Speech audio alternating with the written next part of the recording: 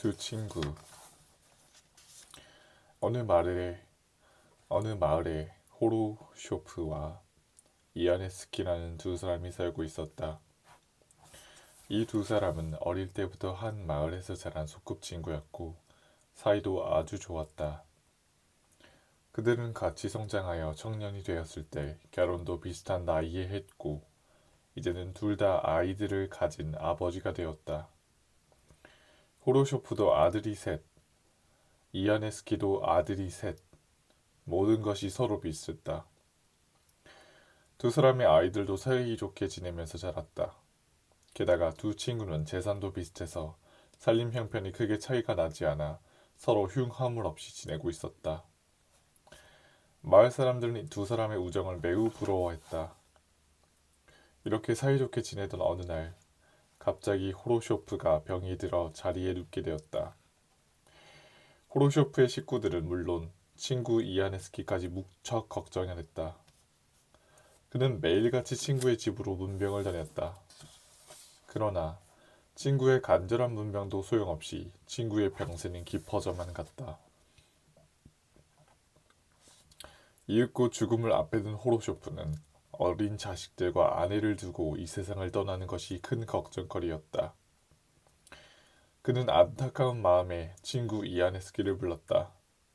그래도 믿을 만한 사람은 어릴 때부터 함께 자라온 친구밖에 없다고 생각했기 때문이다. 이아네스키는 곧 달려왔다. 이미 친구 호로쇼프는 거의 죽어가고 있었다. 호로쇼프는 마지막 남은 힘을 다하여 친구의 손을 잡고 눈물을 흘리며 말했다. 여보게, 내가 믿을 사람이라고는 자네밖에 없네. 그래서 부탁인데 우리 집사람과 아이들을 좀 부탁하네. 내게도 그동안 모아둔 땅과 돈이 있으니 자네가 조금만 도와준다면 내 아내와 아이들은 별일 없이 잘 살 수 있을 것세. 자네가 그렇게만 해준다면 나는 편히 눈을 감을 수가 있겠네. 염려 말게. 모든 걸 나에게 맡겨주게. 이 말을 들은 호로쇼프는 안심이 된다는 듯 빙그레 웃고는 친구의 손을 꼭 잡고 눈을 감았다.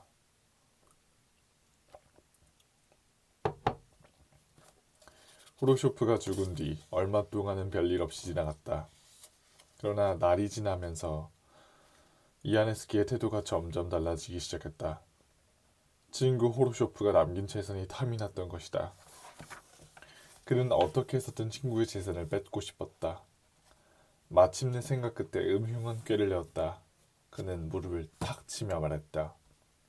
그래, 그렇게 하면 인심도 잃지 않고 재산은 저절로 내게 굴러 들어오겠지.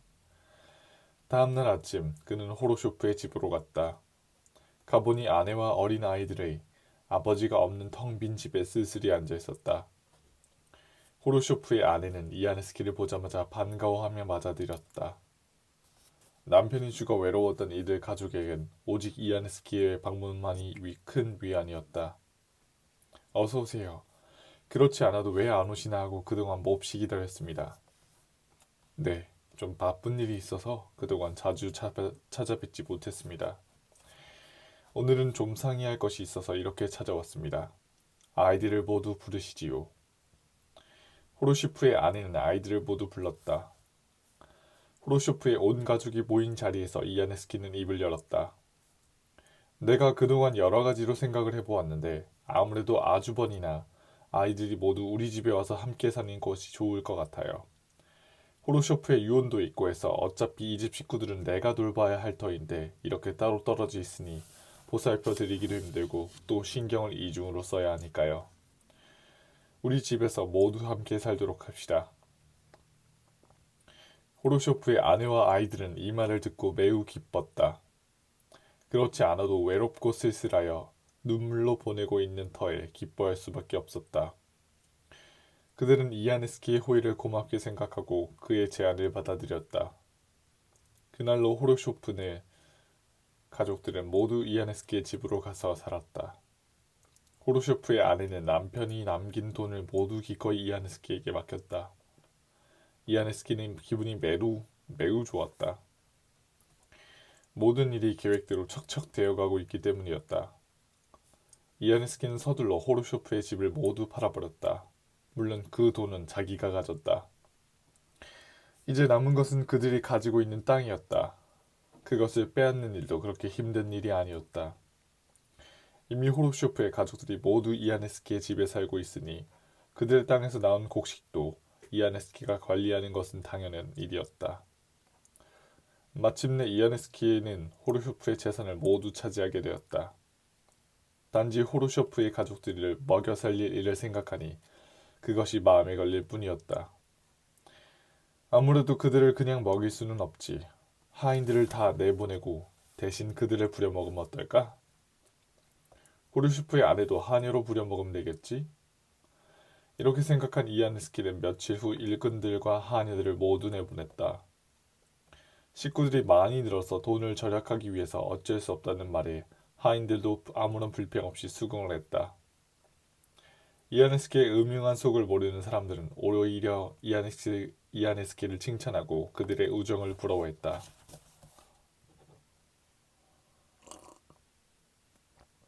이아네스키는 매우 훌륭한 사람이야. 어쩌면 식구가 넷이나 늘었는데 그렇게 다 보살펴주지? 그게 다 호로쇼프와의 우정을 못 잊어서 그러는 거 아니겠소. 드디어 농사철이 되었다. 이아네스키의 호르쇼프의 아들 셋을 불러 앉혀놓고 이렇게 말했다. 너희들도 이제부터는 일을 해야 한다. 이 바쁜 농사철에 일을 손이 모자라는데 가만히 놀 수 없지 않느냐. 그의 말에 호르쇼프의 아들들은 당연하다는 듯이 고개를 끄덕였다. 네, 물론 해야죠. 놀고 먹다니 그것은 사람의 도리가 아니지요. 호르쇼프의 아내도 그의 말을 당연하게 받아들였다. 그녀 역시 이아네스키의 집에서 하녀 일을 열심히 했다. 이렇게 해서 호르쇼프의 식구들은 모두 열심히 일을 했다. 그 덕택에 이아네스키의 가족들은 편안히 생활할 수 있었다. 옛날에는 서로 친구 사이였던 이아네스키의 아이들도 이제는 호르쇼프의 아이들을 종처럼 마구 부려먹었다. 그래도 호르쇼프의 아이들은 아무런 불평 없이 열심히 일을 했다. 이아네스키는 점점 부자가 되었다. 두 집의 재산을 모두 합친 데다가 호르쇼프의 가족들이 열심히 일을 했기 때문에 수확은 점점 많아졌다. 그런데 이아네스키의 탐욕이 여기에서 그치는 게 아니었다. 그의 탐욕은 점점 더 커져서 호르쇼프의 아이들을 밤낮 가리지 않고 혹사시키기 시작했다. 밭에 나가서 일을 하고 돌아오면 바로 말을 먹이는 일을 시키는 식으로 이 일 저 일 마구 부려먹었다. 호르쇼프의 아내도 마찬가지였다. 빨래하고 청소하고 또 바느질하느라 정신이 없었다. 날이 갈수록 호르쇼프의 식구들의 일은 점점 늘어만 갔다. 너무 심한 노동에 지치게 되자 그토록 착한 호르쇼프의 식구들의 마음속에도 원망이 쌓이기 시작했다. 그러나 그것을 모를 리 없는 이아네스키는 그들을 더욱더 부려먹었다. 어느 날 이아네스키는 화를 내면서 마구 소리를 지르고 악을 썼다. 이 은혜도 모르는 놈들아. 의지할 데 없는 너희들을 데려다 밥 주고 옷 입혀주고 재워주니까 이제 와서 고맙다는 소리는 못할 망정 원망을 해? 그럴 거면 썩 나가버려. 이아네스키가 너무나 펄펄 뛰고 화를 내어서 호르쇼프의 아이들은 아무 말도 못하고 다시 일을 해야만 했다. 그러던 어느 날이었다. 그날도 호르쇼프의 아이들은 새벽부터 밭일을 하고 있었다. 땀을 뻘뻘 흘리며 일을 하다가 보니 어느새 해가 중천에 떠 있었다. 배가 고픈 동생이 형에게 말했다. 형, 내가 배가 고픈데 먹을 것 좀 있어? 여기 빵이 좀 있는데 지금 먹어버리면 나중에 저녁에 배가 고파 참을 수 없으니까 조금 더 참았다가 저 밭두렁 하나만 갈아놓고 먹자. 마음 착한 이 형제들은 형의 말에 따라 고픈 배를 움켜쥐고 열심히 일을 했다. 이윽고 밭두렁 하나를 다 갈았다. 형제들은 풀밭에 나란히 앉아 맛있게 빵을 나누어 먹었다. 워낙 배가 고팠던 그들은 순식간에 빵을 먹어 치웠다. 빵을 다 먹고 나니 너무 지친 나머지 졸음이 몰려왔다. 형제들은 잠시 쉬었다가 다시 일을 하기로 하고 풀밭에 드러누웠다. 그런데 공교롭게도 그때 이아네스키가 밭에 나왔다가 그 광경을 본 것이다. 아니 이놈들이 누가 이렇게 빈둥빈둥 놀고 있으라고 했어. 그러더니 긴 채찍을 가지고 와서 사정없이 두 형제들을 마구 때렸다. 끔찍할 정도로 매를 맞은 호로쇼프의 형제들은 그 자리에 추드러졌다. 그래도 성이 풀리지 않은 이아네스키는 몸도 제대로 가누지 못하는 그들에게 마구 채찍을 휘두르며 일어나서 제대로 일을 하라고 소리쳤다. 마치 미친 사람처럼 날뛰었다. 겁에 질린 형제들은 초주급이 된 몸을 이끌고 일어나 일을 했다. 그날 밤 이아네스키는 침대 위에서 잠을 자면서 땀을 뻘뻘 흘리고 신음소리를 내며 끙끙 앓고 있었다. 왜냐하면 자신의 아들들이 모두 호로쇼프의 아들들에게 호되게 당하고 있는 꿈을 꾸고 있었기 때문이다. 자신의 첫째 아들은 호로쇼프의 첫째 아들 앞에 무릎을 꿇고 빌고 있었는데 그곳은 전쟁터였다. 군복을 입은 호로쇼프의 아들과 자기 아들은 모두 군인 복장을 하고 있었다. 계급장을 보니 호로쇼프의 아들이 자기 아들의 상관이었다. 상관은 무서운 얼굴을 하고 총을 들고 있었다. 첫째 아들은 벌벌 떨면서 호르쇼프의 아들을 붙잡고 애원을 하고 있었다. 그러나 호르쇼프의 아들은 막무가내였다. 노기로 가득한 얼굴로 성을 내더니 마침내 벌벌 떨고 있는 자기 아들을 발길로 걷어쳤다. 그리고 처참하게 총살시켜버렸다. 이아네스키는 너무나 끔찍하여 그만 악하고 소리를 지르고 말았다.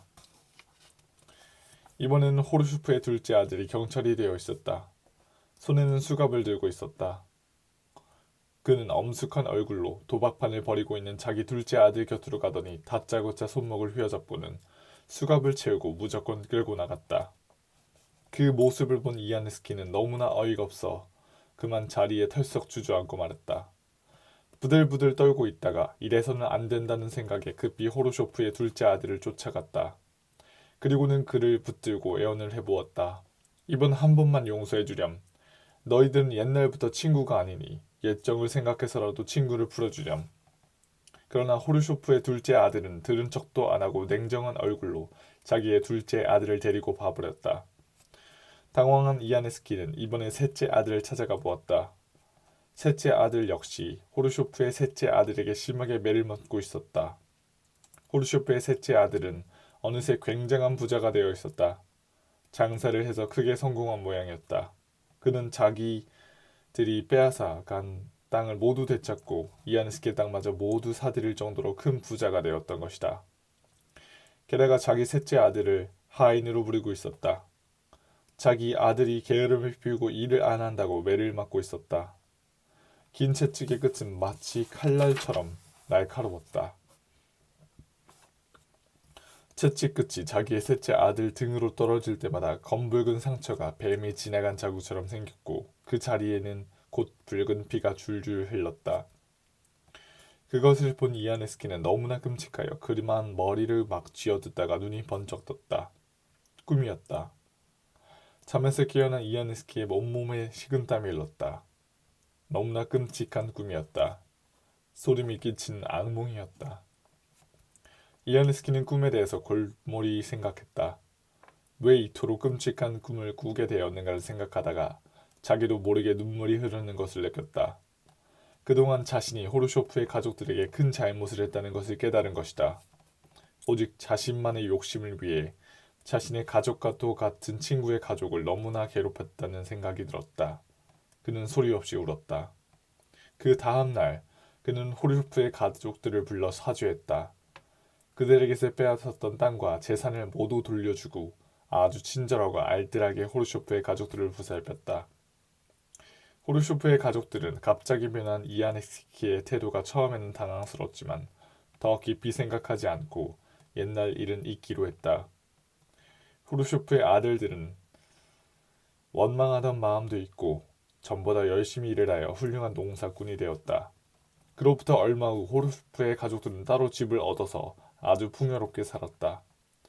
아버지의 영향을 받은 이아네스키의 아들들도 전과 같이 그들과 친한 친구가 되어 사이좋게 지냈다. 어느덧 세월이 흘러 이아네스키가 아주 늙어 죽을 때가 되었다. 그날도 또 이상한 꿈을 꾸었다. 그 꿈 속에는 호르쇼프의 천사가 나타났다. 그 천사는 아주 흐뭇한 웃음을 띠면서 이렇게 말했다. 이아네스키, 너는 아주 좋은 일을 했다. 너에게 하느님의 축복이 있을 거야. 이아네스키는 천사 앞에 무릎을 꿇고 이렇게 말했다.